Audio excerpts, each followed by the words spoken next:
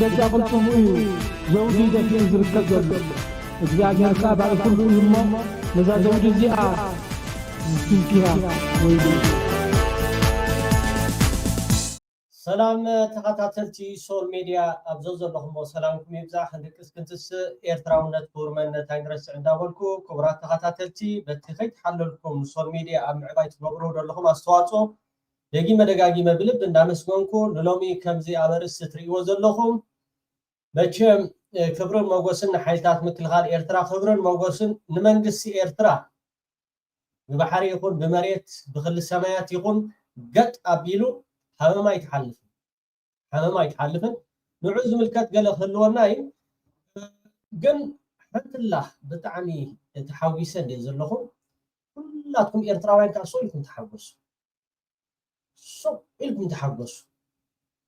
እንታይ ንዝብል ደሓን ክሳብ ንጎሩ ንበሃል ማለት ግን ብጣዕሚ ይትረፍ ንኤርትራዊ ኖርማል ነቲ ኣብ ኤርትራ ዘሎ እምኒ ገረብ እንስሳ በዚ ዜና እዚ በዚ ዘይሕጎስ የለን ስለዚ ኢልኩም ተሓጎሱ እወ ተራዳዲና ኣለና በዚ ጋጣሚ ከዓ ተጋሩ ብጣዕሚ ኣብዚ ስራሕ እዚ ዝተሳተፍኩም ብልቢ ከመስግነኩም ይደሊ እወ ግን ኢልኩም ተሓጎሱ በቃ ሓጎስኩም ይብዛሕ ዓብ ስራሕ ተሰሪሕሉ ዓብ ስራሕ ወለዲ ይሕጎሱ ዓዲ ይሕጎስ ቤተሰብ ይሕጎስ ሃገር ይሕጎስ ኩሉ ኤርትራዊ ከዓ ደስ ብሎ በዚ ዘይሕጎስ ኣብኡ ከለኹ ተረድእዎ ሚእቲ ካብ ሚእቲ ንብለኩም ኣለኹ በዚ ዘይሕጎስ ሰይጣን ጥራሕ ሰይጣን ከዓ መን እዩ ማለት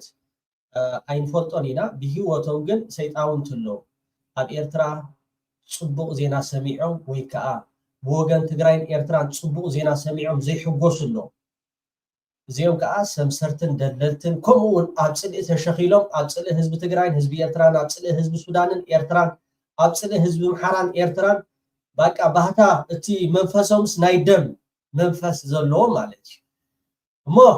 ብጣዕሚ ዝሕጉስ ሓንቲ መዓልቲ ወላ ሓደ ክወፅእ ስለ ዝኾነ ሓቅኻ ባይኻ ሰለ ክትብሉ ኢኹም ማለት እዩ ሓቅኻ ባይኻ ሰሎም ክተብ ግን ተሓጎሱ ኢልኩም ብጣዕሚ ኤርትራውያን በዚ ፅምዶ በዚ ሰላም ዝኸይድ ዘሎ በቃ ንኸይድ ጥራሕ ንኸይድ ዋ ስኻትኩም ፈልጠኩም እየ እወ ክቡራት ተኸታተልቲ ናይ ሰላም ሓፍትና በዚ ጋጣሚ ኣምላኽ ብጸሎት ደግፍዋ ነዛ ስድራ እዚኣ እዞም ፅቡቃት ደቅና ማለት እዩ ኣደ ደቃ ንክትከውን ብዝተኽኣለና ብዝተኽኣለኩም ለይትን መዓልትን ክሰርሑ ናብ ኩሉ ንክባፃዕ ሸር ዝገበርኩሞ ኤርትራውያን ብልቢ ከመስግነኩም ይደሊ እተን ተሪፈን ዘለዋ ገንዘብ ንምእኻል ከዓ ኣብታ ቀዳመይቲ ኮመንት ኣብኣ ክገድፈልኩም ኢደ ኢድካ ብምባል ያላ ኮርሳ ደቂ ኤረይ ሰላም ሓፍትና ከዓ ብጣዕሚ ኢና ንፈትወኪ ኣጆኺ ልዕሊ ዝኾነ ነገር ከዓ ሞራል ጌርኪ ኩሉ ነገር እቲ ህዝቢ ኤርትራውያን ሕዋተይ ዝበልክዮም እተን ሕዋትኪ ወዓሮታት ኣብ ደገ ዘለዋ ሰሚዕናኺ ድምፅኺ እቶም ኣያታትክን ከምኡውን ሕዋትክን ኣቦታትክን ኣብ ደገ እውን ሰሚዖምኺ ካብታ መቸም ንኩሉ ኤርትራዊ በዚሕዎን እዩ ዘሎ ግን ከምዚ እንዳረኣና ከዓ ሱሱ ኢልካ ክትሓልፍ ቁርብተይ ክብድብል እሞ ከዓ ሕምምቲ ቆልዓ ጓል 4 ዓመት ሒዛ ንኩሉ ክኢላቶ ትኸይድ ነይራ ሰብኣያ ሃገራዊ ኣገልግሎት ስለ ኤርትራ ኢሉ ዋጋ ዝከፍል ዘሎ እዋ ንሕና ከዓ ከም ኤርትራውያን ግቡእና ስለ ዝኾነ ኢና ጌርና ያደለና እሞ ሰላም ሓፍትና ከዓ ኣጆኺ ኩሎም ስነ ጥበባውያን ከዓ ብልቢ ከመስግነኩም ይደለይ ተገዲስኩም ንከም ሰላም ሓፍትና ኣብ ከምዚ ዓይነት ምምፃኹም ኣብታ ቀዳመይቲ ኮመንት ንገድፈልኩም እየ ቴሌፎኑ ናይ ኤርትራ ኣሎ ደው ኢልኩም ክትረኽብዋ ትኽእሉ ኢኹም እንደ ሓሙሽተ ቆልዑ ሓደ እውን ትበበል ሓምሻይ ፀገም ናይ ኣእምሮ ዘለዎ ማለት እዩ ስለዚ እዚ ኩሉ ተወሳሲኹ ኣብ ርእስና እዩ ድማ ናይ ደም ካንሰር ጌራ ስለ ዘላ ሓገዛትኩም ካባኹም ፅበለና ምክንያቱ እንደ ሓሙሽተ ቆልዑ ስለ ዝኾነት በትኩን ሓንቲ ቆልዓ እውን ጥዕና ዘይብላ ኣላታ ማለት እዩ እንጂ ከም ትሪእዋ ኩሉ ነገር ከም ተሓጋግዝናኹም ኩሉ ትገብሩ ኣበርክቶኹም ከዓ ነዛ ጓል እዚኣ ሓገዝኩም ኣይትብቀቑልና ሓፍትና ሰላም ኣፈወርቂ ናይ ደም ካንሰር ስለ ዝሓመት ጓላ እውን ናይ ኣእምሮ ፀገም ስለ ዘለዋ ኩላትና إيدي لا نحجزه إيدي كائكم كلاتهم إرتراويان بجاهم وتبرت بعد بيتي السلام أفورتي وتدعندي بجاهاتهم إرتراويان حوالي حابتني بلكم كمون سجل والي لا ترى ابن بالله متى هتسان والي سمر دانيال نايت أنا سجم علوه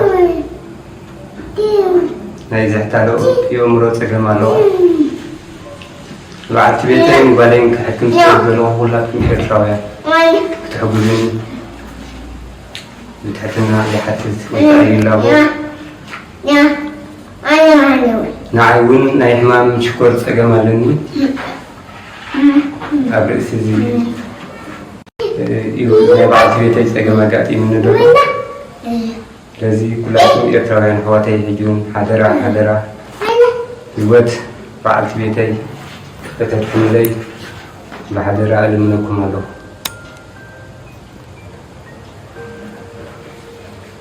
مجمل تسلم عبرك تخسبان عدي صلوت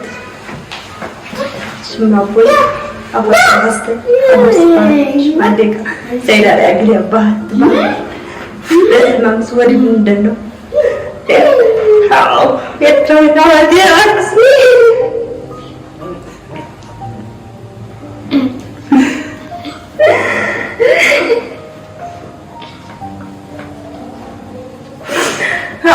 فاتن بجاو بس يتقدم نايبالي يلني سمعتني استوهدت ولا ربعت حدث عنادي بالله ولا عناد نأمر وزفت لها جلوة بجاهم فاتن بس لزغلني حقو زنعوان دي إطراويان يا سلام حفتنا مرق يوم طرح زوصاهم مليونات غير يتكالكم ኣብ ህይወትኩም ከዓ ንውሉድ ወለዶ ዝኸይድ ሙሉእ ጥዕና ይሃብኩም ዋ ኤርትራዊ ብምዃንካ ብጣዕሚ ኢኻ ትፈርዕ ትሕጎስ ያ እዚ ናብራ ስደት ንፈልጦ ኢና ኩላትና ግን እቲ ሰብ ግን ማዕረ ክንደይ ሓቦ ኣብ ምሃብካ ስለ ዘሎ በረኸት ብጣዕሚ ብልቢ መስገኩም ኣብታ ቀዳመይቲ ሓራይ መቸም ከምዚ ኣብ ርእሲ ትሪእዎ ዘለኹም ሎማዓንቲ ኣብዚ ማሕበራዊ ሚድያ ኢትዮጵያውያን መንግስቲ ኤርትራ ዶ ገለ እናበሉ ክዛረቡ ኢሎም ኣለው እንታይ እቲ ዘዛረቦም ዘሎ እንታይ ከቲ ኣርእስቲ ኤርትራ ኣየር መሊሳ ካብ ክልል ሰማያት ናይ ኤርትራ ንኸይተኣቱ ብኡ ንኸይተሓልፍ ከልኪላ ዝብል እቲ ዜና ጠምዚዝካ ጠማዚዝካ ከመይ ጌርካ ናይ ህንዲ ኣየር እያ እዚኣ ትሪእዋ ዘለኹም እንታይ ዝብል ኣሎ የህንድ ኢንዶጎ ኤሮፕሌን የኢትዮጵያ ድንበር አቅራቢያ በድንገት ማለት በድንገት አቅጣጫው ቀይራ ወደ ናብ ህንድ ተመሊሳ እንዲህ ብላሉ ናብ ህንድ ተመሊሳ እንታይ ኮይና ያ ተመሊሳ هو ማለት መንግስቲ ኤርትራ ቀጻሊ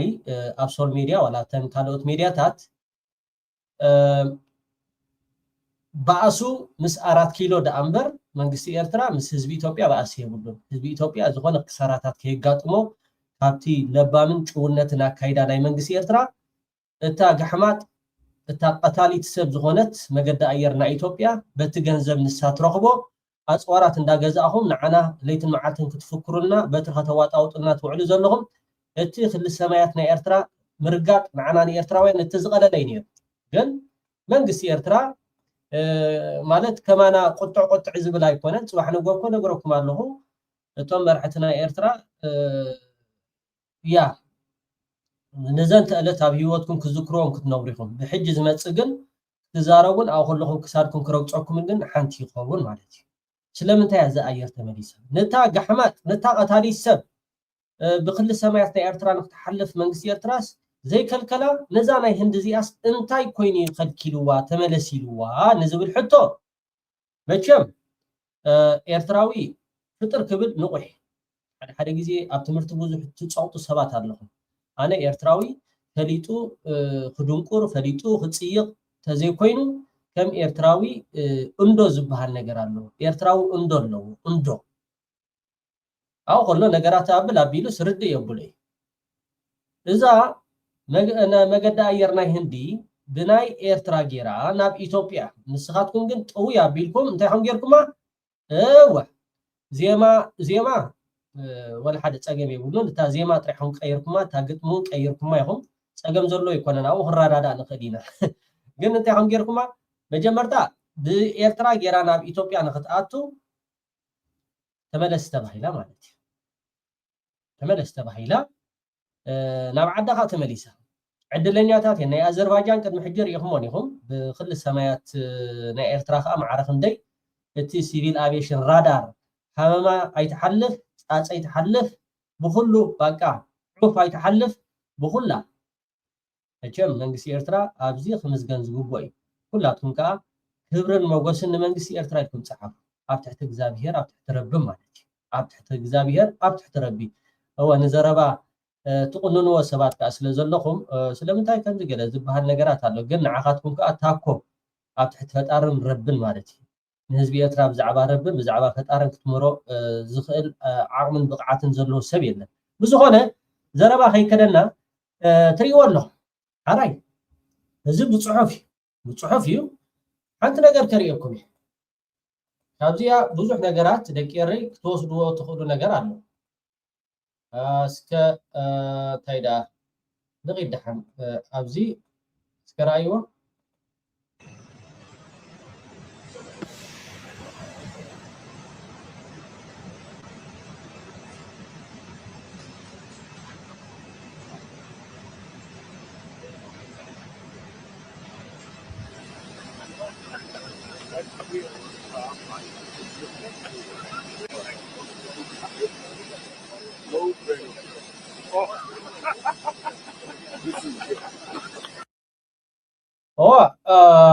هندي كابتن أطفارات زفرية هاجرات كوينا خمسري ودلهم كا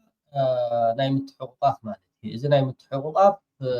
زي زكادلون إيران أبزي درجة زي ما توضق عبتها استتصاوته إذا ما راح هندخ نبي بتسينيرو عند حداينا نبي إثيوبيا والمتسينيري نبي إثيوبيا متسينيرو أب إثيوبيا بون ساتي بليعو خيدو زبل الراداد أس زلو سبن حردا هرلي خينو لك حمزة حج إثيوبيا زينات أويا بيلو لك حمزة أذربيجان يقاتي ماتو جن تنا توارات تمليسن دا أمبر أب إيرتراي تراجفان أبزر أيوة أبزج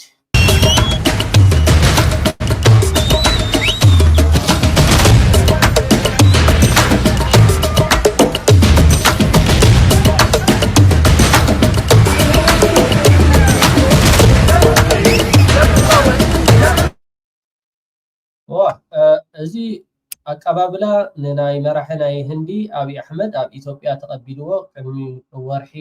ወይ ከዓ ወርሒ ሰሙኑን ኣቢሉ ይኸውን ኣብ ቦሌ መዕረፎ ነፈርቲ ከምኡውን ኣብቲ ቤተ መንግስቲ ናይ 4 ኪሎ ብምኻድ ናይ ኣፅዋር ስምምዓት ህንዲ ኣብ ናይ ምክልኻል ሚኒስትሪ ዲፈንስ ናይ ኢትዮጵያ እውን ተዛሪቡ ነይሩ ማለት እዩ ኣብቲ ሽዑ እዋን ምስ ህንዲ ተሰማሚዕና ኣለና ድሮናት ከምኡ ከዓ መቃየሪ ተተኮስቲ ካብ ህንዲ ከነምፂና ገለ ብምባል ብዙሕ ዓዘፍዘፍ ብዙሕ ዘረባታት ነይሩ ማለት እዩ ሻዕቢለ ግን ማለት ሻዕብያ መንፈስ እዩ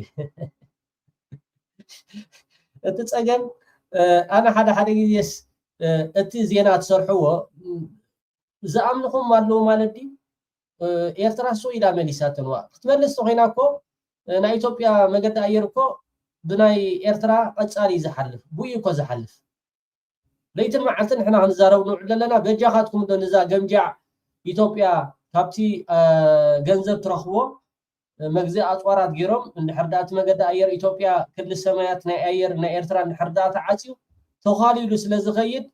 እቲ ህዝቢ ኢትዮጵያ ንኸይህሰ ተባሂሉ ግን ምስ ህዝቢ ይኮነን መንግስቲ ኤርትራ ኣድማሳዊ ተሓሳስባ ሰፊሕ ልቦና ስለ ዘለዎ ገዲፎ እምበር ኣነ ካብቶም ክዕፀሎ ዝብል እየ ካብቶም ዋላ ይትረፍ ክዕፆስ ታይሞ ስለዚ እዚ ኮይኑ ተሓቂ እዚ ኣብ ኣዲስ ኣበባ ማለት መራሕና ህንዲ ምስ ናይ እስራኤል ጋር ይህሞ መራሕና ህንዲ ንምንታይ ዕላማ ይድሕር ኢልና ዕምባባ ክዘርኡ ወይ ከዓ ንህዝቢ ኢትዮጵያ ረድኤት ንክህቡ መግቢ ኮሚታት ኣይኮነን እንታይ ዳይ እቲ ኣፅዋራት ከመይ ጌርካ ንህዝቢ ኤርትራ ንህዝቢ ምሓራ ንህዝቢ ትግራይ ኣብዚ ሕጂ እዋን ህዝቢ ትግራይ ይኹን ህዝቢ ምሓራ በዚ ኣጋጣሚ መንግስቲ ኤርትራ ከተመስግንዎ ይግባእ ማለት ትኹናት አብይ አሕመድ ናብ ክልል አምሓራ ናብ ትግራይ ዝሓስቦ ዘሎ ኩናት እቲ መግዚኢ ኣፅዋር ዝጥቀመሉ ዘሎ ብለቃሒ ምዃን ኮ እንታይ ገንዘብ ካሽ ክኸፍል ኢልካ መዝግብ ስለ ዝኾነ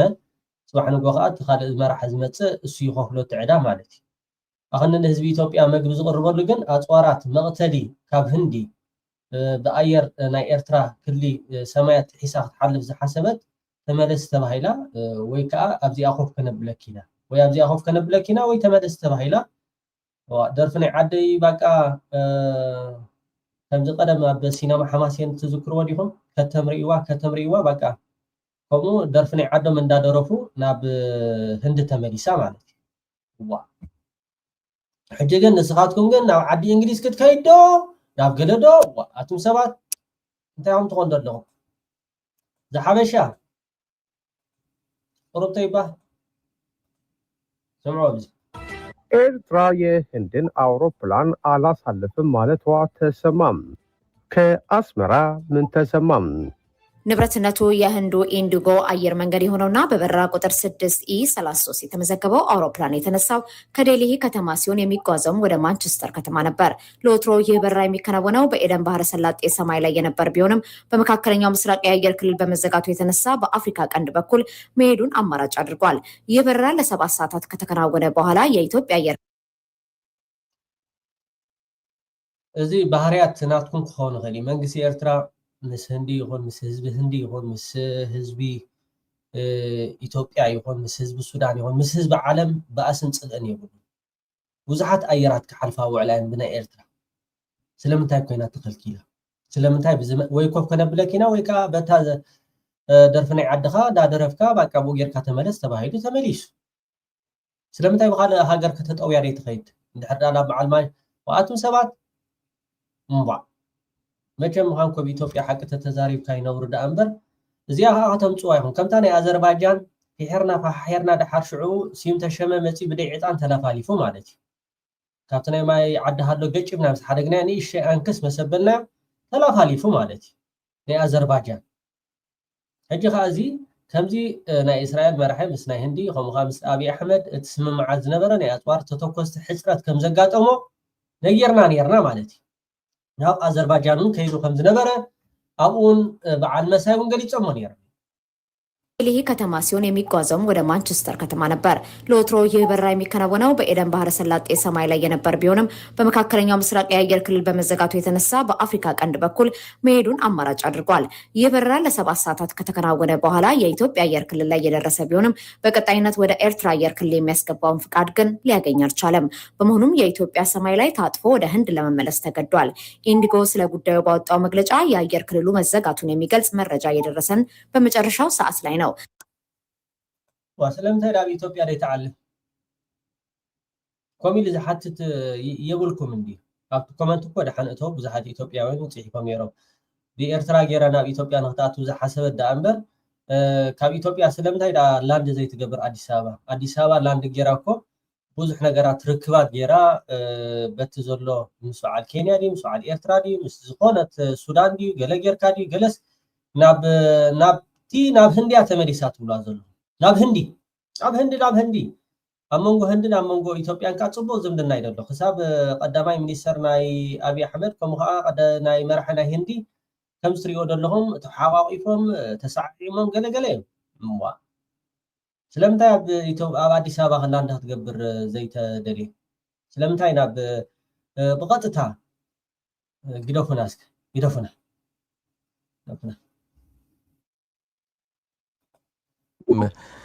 ልንገልጾ ከቻልን ነው ቀጠናውን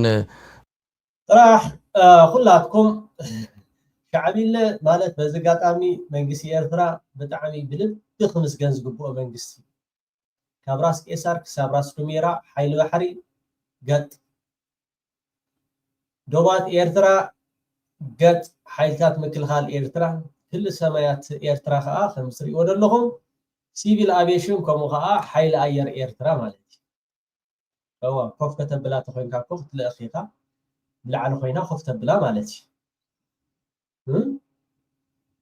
ብዙሆነ ስምዑ እስከ አዘርባይጃን አምጽልኩም በጦርነት ሊያምሰው የሚያስችለውን የጦር መሳሪያ አቅም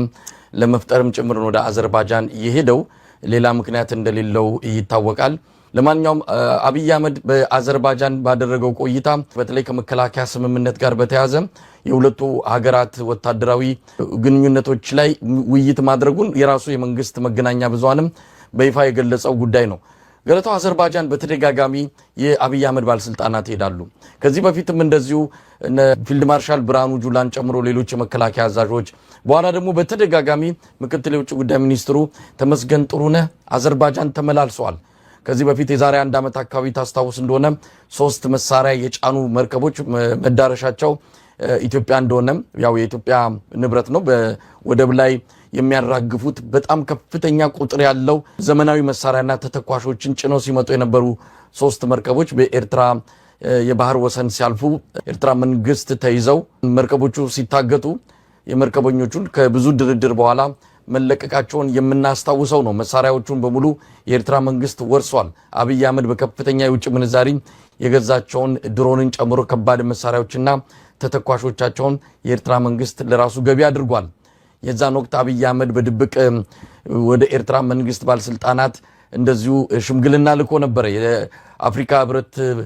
ዋና ጸሐፊንም እንደዚሁ መሳሪያዎቹ ይመለሱልኝ የሚል ተማጽኖ ጥያቄ አስይዞ ልመና ላይ እንደነበረ የምናስታውሰው ነው። የኤርትራ መንግስት ባለስልጣናት ፍቃደኛ አልሆኑም። እነዛ መሳሪያዎችና ተተኳሾቻቸው ለኤርትራ መንግስት ገቢ የሆኑበትን ጊዜ እናስታውሳለን። አሁንም አዘርባይጃን የሄደው ከፍተኛ የጦር መሳሪያ እጥረት ገጥሞታል። ወታደሮችን ያሰልጥናል። ያው የሰው ኃይል ኢትዮጵያ ችግር የለም ነፍስም እንደሆነ ርካሽ ሆነባት ሀገር ሆናለችና አብይ አህመድ የሰው ኃይል እጥረት የለበትም። ከፍተኛ እጥረት ውስጥ የገባው የመሳሪያ ነው።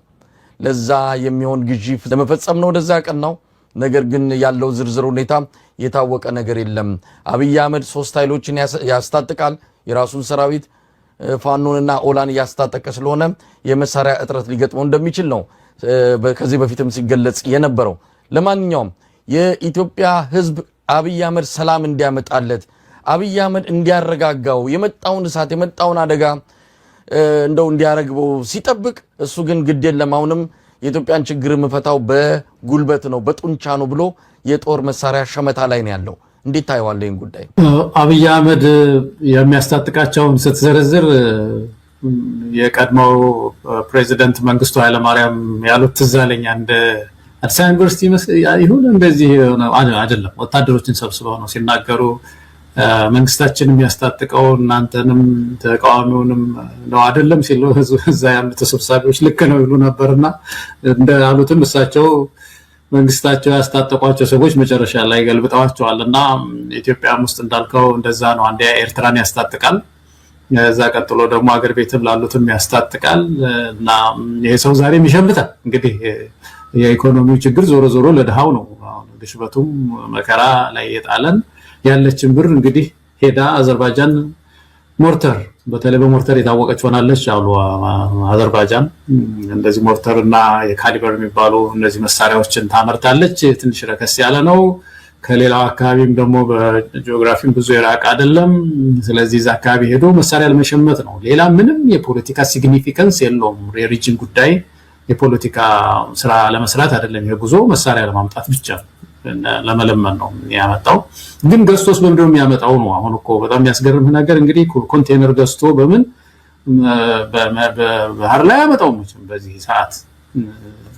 ሰዓት ሆኗል። አካባቢውም ሪጅኑም ሰዓት ሆኗል። እንደምታውቀው ይሄ ጦርነት ሙሉ በአጭር ጊዜ ከኢራን ጋር ያለው ጦርነትም በአጭር ጊዜ አያልቅም፣ ይቆያል እና የመርከብ እንቅስቃሴዎች ችግር ላይ ነው የሚገጥማቸው። ስለዚህ አንዱ እሱ ነው። በአውሮፕላን እንግዲህ የኢትዮጵያ አየር መንገድ ጥንቃቄ አድርግ ብለን አሁን እኮ ያለ ነው እንደዚህ አይነት መሳሪያዎችን ሄደ ስራንት አምጣ ከአዘርባይጃን ማለቱ አይቀርምና አየር መንገዱም ጥንቃቄ ማድረግ እንዳለበት በዚህ አጋጣሚ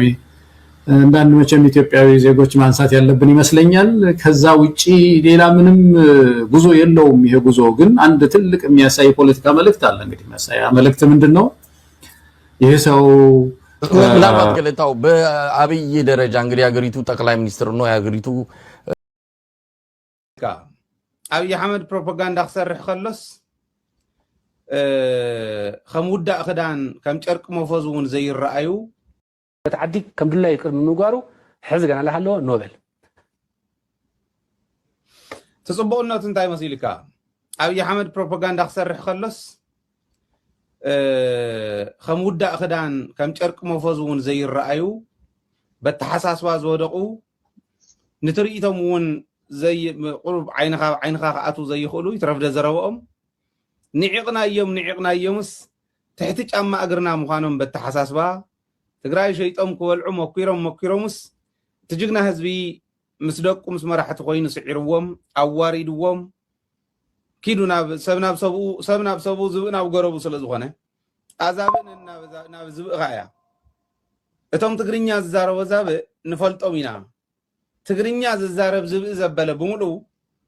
كما يقروا قولي لهم زوج هذا تقرأي بدن بندا فلتس نزيونا بروباغندا ممسوح أبي أحمد بتعمز قرمي برقص مدبو إلوهم زخان نزي مديوهم مصاب مسيلوهم حزس اتحدد اسبلك اخو حسو خلو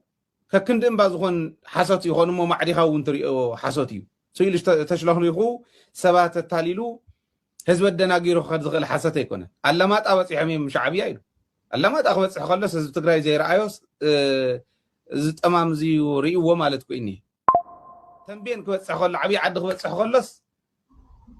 حزب تግራይ زي رأيوس ازي ريو يزبلنا زلو انت ايغن كبل زمكور زله يمسلكا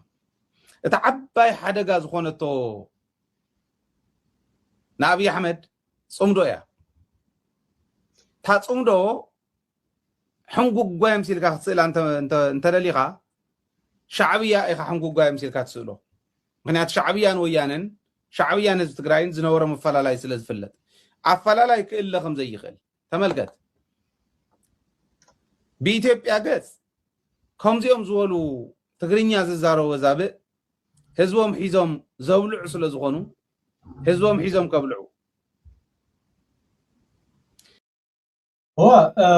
تمالي اب مدب اب لسرحه ازي ارعدهم زبهال بمحساب قداماي دورونا دومو خيرودلو هايله تغيلكم ازي ما يقولوا تحاصيبو حاوياي كعلم ازي دومو خير كخدالو شعبياي قصالي باقا شعبيا امقلاتيوم شعبيا عدغرات اتيوم شعبيا اب بحري حمصلو شعبيا 4 كيلو ازي كمزع عينت دورونا سب يلن እቶም ተጋሩ ነዚ ሰሚዖም ዝኸዱ ብጣዕሚ ይገርም ይኸም ዝኽትለ ፀንሐኻ ግን ሓደ ስዲ ብላዕላይ ገጽ ከዓ ዝዛረብዎ ዘይፈልጡ በዚኣቶምን ብናይ ባዕሉ ፕሮፓጋንዳ ብትግርኛ ይሞክራ በአምሓርኛ ይሞክራ ብዘየገድስ ገይሩ ሞኪሩ ምስ ሻዕብያ ምስ ኤርትራ የባእሶምዎን ህዝቢ ትግራይ ሳንዱች ገይሮም ከምቱ ፕላን ገይሮም ዝነበሩ ንምንታይ ዘይተፈፀመ ኢሉ እዩ ሳንዱች ዝመስል ገጽ ሒዞም كم زي لما تسمع بالتلفزيون تقتيرهم كم زي هزو خدنا أقولهم مكرو مالك لببل تايزول نير مسيلكا أتيوم يوم صار أيرن صار تانكن أبتقرأ يقبر الليل نسون تغير شعبية كاويا نون بزين الناس نستقرأ كالست تداليل لو مالك صار أير أبتقرأ أنت تخيل وس نابتقرأ تمس أير كوي أخذوك على دون قرم غان رأي كميز ولا ددمنا زلوهم سوات مخانم راي حز ناس تግራይ كدناغرس ناس تግራይ ولا كشوشاي مو صرا اير ندحر زمص شعبيا ما يتو ناب زبل كوي زوسبزب صرتان كن دحر زس ناي سبنت درجه زوردو سلازخونو انتي يزارو خم زلو ونه يفلطو كاو تملكت صلايس اتين حزب تግራይ ፍጹም ኩነ ኸይ ይኽእልን እንሶም ዓይናትና ጀነራል ምግበይ ጸኒሕና بيوت سكعز لنا خن قالسينا حزب تግራይ نصلاي تغنبيحو قع عمله يكونن ناي بوتات يكونن يلم زقالس زلوسي حزب تግራይ كدحنو زقالسس اكالو بديلوم ياسرو ابي ارترا نمن دايم مخحلو نمن يم كقالسو نمن عزم يم كقالسو نمن كيم كقالسو لندحرنت زخم غيرمو انتي عينت بروباغندا يسرح زلي يغرمني ግን ተቆልዓ ውድቕዩ ካብ ቀደም እውን ተመውዚን ንገልጾም ወይ ወንጀል ሰሪሖም ዝኸዲዮም ወይ ተስፋ ስልጣን ዘለዎም እዮም ወይ ከዓ ቀይም ዘለዎም ከም ጻድቃን እዮም ኢልና ብዙሕ ግዜ ስለ ንገልጾም قم نجر تزارب مسيل وإنبر نايز قل عزي خلتين تنريزنو تحنت اللي بايو علامات مدحانيت سريقوس تخصيصوس تفريدوه تتحيزو تقطعلو قداي زي عين وركن يتخصصكون يبل تقطعات كن دي منواري نفلتن جن اوريدي سريقو زنبري وانجلنيا جرمي كم زول وانجلنيا ناب سلطان كم صوو خلو ጌታቸው ሾሞ خሎ ለድሕር ጌታቸው ከይድ ጌታቸው ይመለሰለይ ክብል ንጌታቸው አድቮኬት ገብር ንቡሪው ህዝብ ትግራይ ክርስዕ ንቡሪው ምክንያቱ ተስፈኛ ይዝወድዚው ናይ ስልጣን ተስፈኛ እንደገና ወንጀል ሰሪሑ ፋርማስታት ናይ ትግራይ ከጽነት ድልየት ዘለዎ ሰብ በዓል ዚኦም ክዛረቡ ከለው ንምንታይ ይዛረቡ ከም ዘለዎ ህዝብ ትግራይ ስለዝፈልጥ ብዙሕ ኣይገርመንን ክብለካ ደልየ ተዋና ነገር ግን سللت شعبيا كندو زاخون انت خوينو ملا تግራይ ክስልሉ ዝኽእሉ እንተ ኮይኖም ሰራዊት شعبيا كندو زاكل تግራይ ሙሉእ ኤርትራ ሙሉእ ክሽፍን ዝኽእል እንተ ኮይኑ የብሎምን ዝኣረጉ እዮም ደይወልዎምን ካበይ መጽኦም ዳ ካበይ መጽኦም ሕዚ شعبيا ሰራዊት ኣለዎ ትግራይ ውን ክሽፍን ዝኽእል እንድሕር ኢሉ ተማም زاغول እንቋቁሖ መቸም ተጫጭሑስ ጫጭት ከውጽ ዘይኽእል እንዲ እዚኦም ዝኣጎል እዮም ካብኦም ንሰምዖ ንሶም ዝሰርሕዎ ኩሉ ዝኣጎለ እንተ ሰይርካዮ ከፊትካ እንተ ርኢኻዮ ውን ሸታት እዩ ዘረብኦም ከምቲ ሕዚ ሽትተና ዘሎ ማለት ከምቲ ሕዚ ዘፅላዕላአና ዘሎ ማለት ክንሰምዖ ይትረፍሞ ክንሪኦ ገፁ ውን ጠልቃዕ እንዲ ተቆልዓ ብስሩ ማለት ንመልክዑ ይኮነ ንዛረብ ዘሎ ጠልቃዕ ሸራፈት ተሓሳስባ እዩ ዘሎ ግን ንህዝቢ ትግራይ ዋላ ብዛ ናይ መወዳእታ እዋን በፂሑ ኣብይ ኣሕመድ ንህዝቢ ትግራይ ከምዚ ገይሮም ረኪሶም ናበይ ክኸዱ ከም ምዃኖም መወዳእታኦም ዘይፈልጡ ምዃኖም ግን ደናቑር እዮም ኤኒዌይ እዚዩ ምስ እዚዩ ደሚርካ ክትሪኦ ይደልየ ሓወልቲ ኣኽሱም ኣለዋ ዶ ናይ እንደርታ ሓራይ ብጣዕሚ ፅቡቕ መልሲ ይኩም ኣለኹም ክቡራት ተኸታተልቲ ሶል ሚድያ ናብ ኩሉ ንኽባፅሕ ሸር በልዎ ናይ ሓፍትና ሰላም ከዓ ተቐዳሚት ኮመንት ኣብ ኣኽበርፈልኩም እየ يغني سسنايو خندقس كنتس ኤርትራውነት ፎርማነት አይንረስዕ ብል ማለት እዩ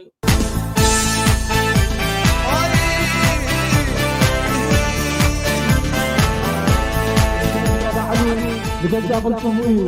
زوجي دفين زركب ዘሎ እግዚአብሔር ካብ ባለ ሁሉ ይሞ ነዛ ዘውዲ እዚኣ ትንኪያ ወይ